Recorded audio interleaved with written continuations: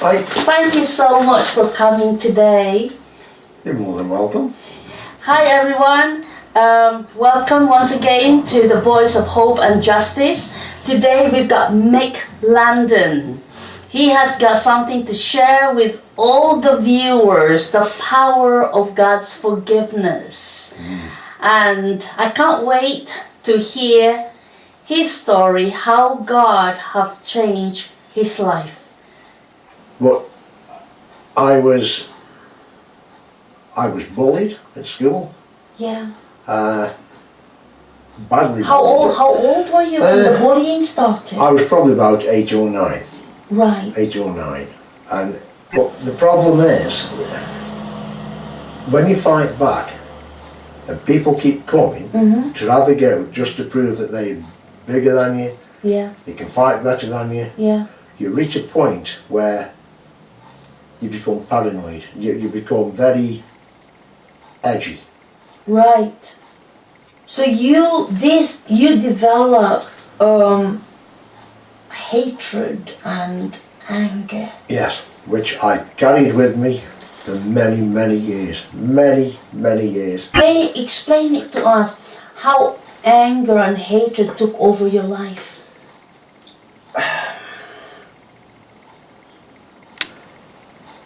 It's very, very hard to explain. I say you How can't. many years do you think? Oh, 40. 40 years. Good 40 years of being angry. Good So 40 you were a years. very angry person. I was absolutely livid. Wow. Some days I could get out of bed and, you know, go downstairs, get myself a cup of tea, coffee, get in the car, and the first person that did something on the road, I was literally screaming at him. Oh my God. So Screaming you at were him. so scary. Yeah, I was. I have walked into a pub, Yeah? and it was like Moses parting the Red Sea. Oh my God. Everybody in the pub just come like this. No way. Why was that? Because you would just lash out? Or No, what? I just got this aura about me. So you were not able to smile? You were always like... No, I could laugh, I could joke, But? but all the time Yeah? I was boiling inside. My I was goodness. constantly boiling inside, ready to blow up. And like I say, it makes you very paranoid. You know, when you've been bullied, it makes you paranoid. And if you're in a room and someone walks into the room, you automatically look up to see who it is. It's just a person walking in the room. Yes. I walk into a room, people look up, and I'm thinking, they're after me. Oh no. Yeah, that's how it went. They're after me. Well, I don't even know these people. Why are they starting on me? Oh, and all no. they've done is a natural human reflex. They've looked up at me. So what did you do then? Because of this paranoia, Yeah. whereas people had instilled into me, this, right, who's going to get me next and whatever, I'd get them first. I would get them first. I never went out. So you really had a fist fight with people and... Very often didn't have a fist fight because it was one way. Right. It was one way. Right. Very few people fought back. I see. What was the worst experience you've ever had with, you know, when anger really took hold of you?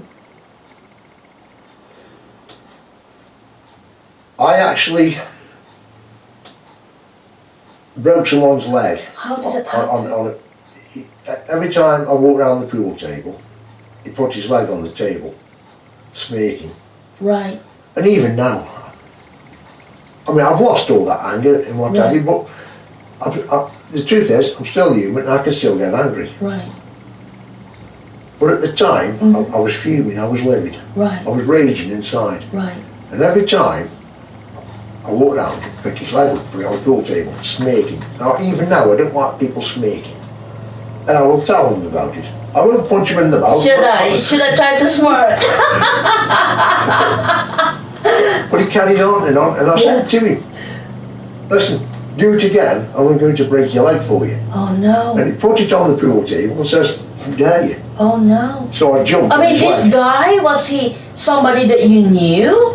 No, not really. It was just probably somebody who'd had too many beers and just thought he tried it on with a complete stranger. And so you didn't know him? Oh no. No, you didn't know him? No, I do know him now. Oh yes, of course. So what happened? I jumped on his leg, landing both sides of his knee, and his leg went backwards, bent backwards. Oh, and he was in hospital for weeks and weeks and weeks, having it all put in. you broke his leg? Yes, I smashed his leg. Oh my gosh, mate. And what did he do? Did he take you to court? Did he? No. No. I have been very, very lucky. Yes. And I feel, well, I may be weird that I haven't been lucky. Yes. But I think now Yeah. that the good Lord knew what was coming into my life, Right. knew what was coming into my life and protected me. Right. And I have hit people, I've hit people, and nobody has ever pressed charges. Wow. Now that was either fear. Yes. I would say so, don't you? Well, I don't know. Because Both. Some of these people now are good friends of mine. Really? So they can actually testify the changes that really took place in your life. Yeah. When I first open myself up to the Lord. Yeah. But wait, before you go to that part, how did your anger and hatred affected your relationship with your parents, your siblings, your wife, children?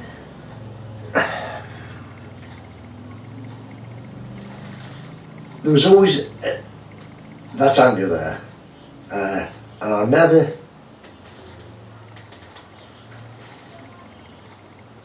never ever tried to use the anger and the hatred against anybody in my family. I see. Obviously, because I was angry, because I was there always would have been a distance between us. Oh. There would have always been a distance between us. Right. You better put that away before your dad gets in. I see. Things like that. Okay. You know. Right. So what I'm picking up in here, because of what's happened to you, you become quite distant with people. You were not able to express that love, that gentleness, you're not able to trust people. Yeah. Is that correct? Yes, that's perfectly correct. Yes. Right. Yes. I see. I mean, I have a much better relationship with my children now. Right. Than what I did when they were very small. Okay. Why was that, mate? Simply because of my anger and my need to be alone. You know, I'd go off camping at weekends and things like that. It never entered my head that as a husband and a father I should have been at home with my family. That never entered my head because I've got this, not an overwhelming, but I've got this need. Right. For not so much loneliness, to be alone. Do you think that wanting or the need to be alone, do you think that was you need, how am I gonna say this?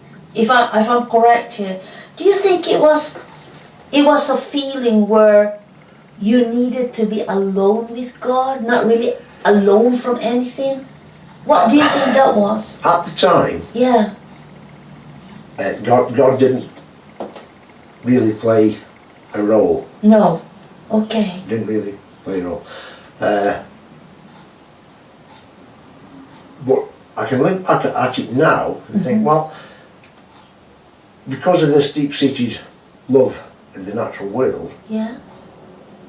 I'd be in a position where I could see that world, and I could see creation, you know, and I could think, well, was this God taking me out of the world and putting me I see. into isolation, if you like? Right. Even today, I love time to myself. I see. You know, I really do.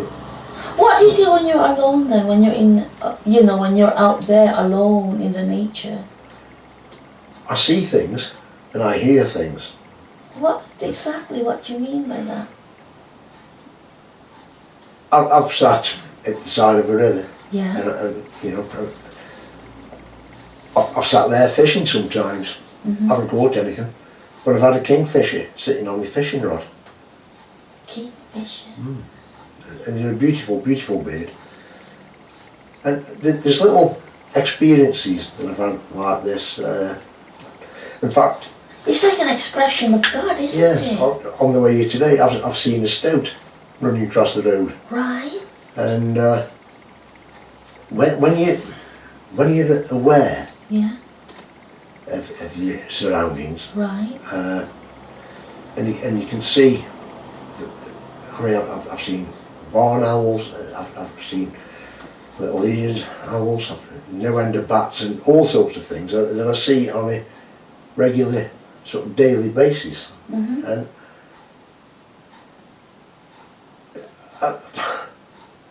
I'm at peace. With nature. I'm not just at peace with nature, but I'm at peace with the world Yeah. At peace with God and at peace with yourself. and with people. Yeah. But you never felt like this before you encountered Christ in your life?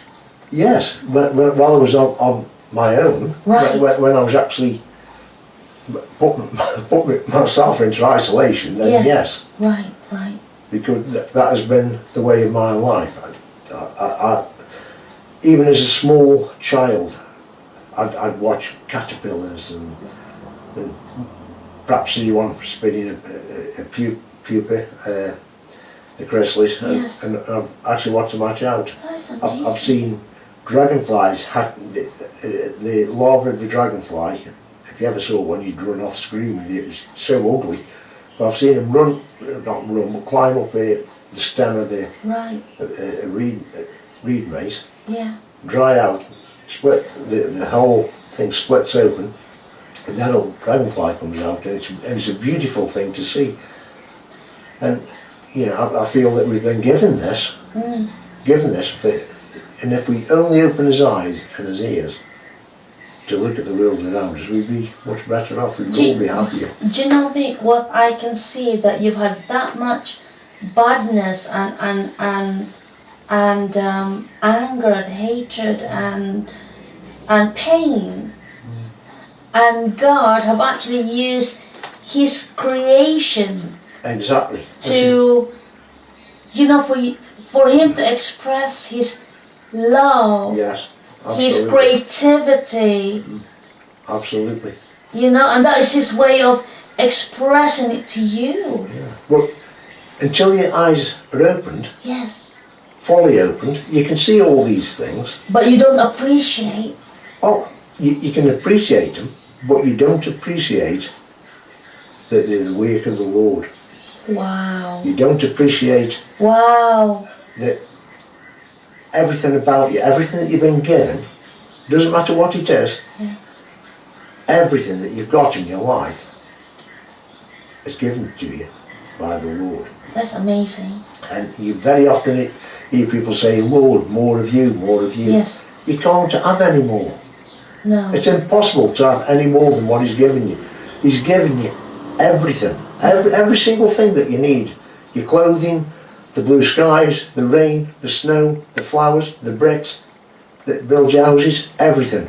Nick, All your medicines are all given by the Lord. So, you know, instead of asking the Lord for more and more and yes. more, say to the Lord, Lord, take more of me. Wow. And that's the thing, take more of me. That is profound. Because many people, they've got careers, they've got cars, they've got money, they've got what the world could give them, but there's never enough. No, exactly, there's never enough. But you've got everything. How much more do you need? Wow. You know. Tell us how you found Christ. I mean, I know that you told us that there's been so much fights and anger and no doubt tears, right? Absolutely. Can I ask you, did you ever weep? Yes, I have been so angry, not at just other people, because... Did you really cry because you were like a tough guy, and have you come to the point in your life, even when you're just a child or a teenager, you know, because of the pain and I have wept, I have sat and cried. Really? I have. And the one thing about bullying is bullies don't know what they've done to you. No, they don't. And 30, 40, 50, 100 years down the line, they still don't know what they've done to you. To them it was just something they did, and they're not fully aware of the long-term consequences. Meanwhile, it's the person who's been bullied, the injured party if you like, who's carrying the hatred and carrying all the anger inside and the paranoia and whatever else. And it's very hard to go through life being angry and being unable to forgive. Unforgiveness, that's right. And the thing is, I have sat and cried, mainly not because of what people have done to me, but because I have been so angry. Yes. And that was the only release I had, the only proper release I had, was to sit and cry. Alone. Alone. And you never showed your wife, your parents, nobody. No. You wept. Yeah. Because you said you were really, you know, in the eyes of the people, you were this big tough Mick, undefeatable Mick. That was exactly what it was. You don't want to mess with them. And what they didn't see, that the other side of Mick would go somewhere quiet and cry and weep. Absolutely. Really? Absolutely. And you would sob your heart out, is that right? I would. Wow. I would. Wow. How old do you think were you when you did that, when you were sobbing your heart out, Mick? Right up into my 20s, into my 30s even. Yeah. Into my 30s. Every time we walked past the house, he'd make some sort of, what was to me, claptrap comment. Oh, your Christmas lights are going to be nice this year, aren't they? Yes they are. You know, there's an even bigger light in the world that shines brighter than them. Jesus. Hey, well, we've got one of them, have we? Oh no. And he had a little dog, lovely little dog. And he come past it the next day and, what do you do at weekends? Well, I very often take kids fishing. I'm a Sports England fishing coach. You could be a fisher and man.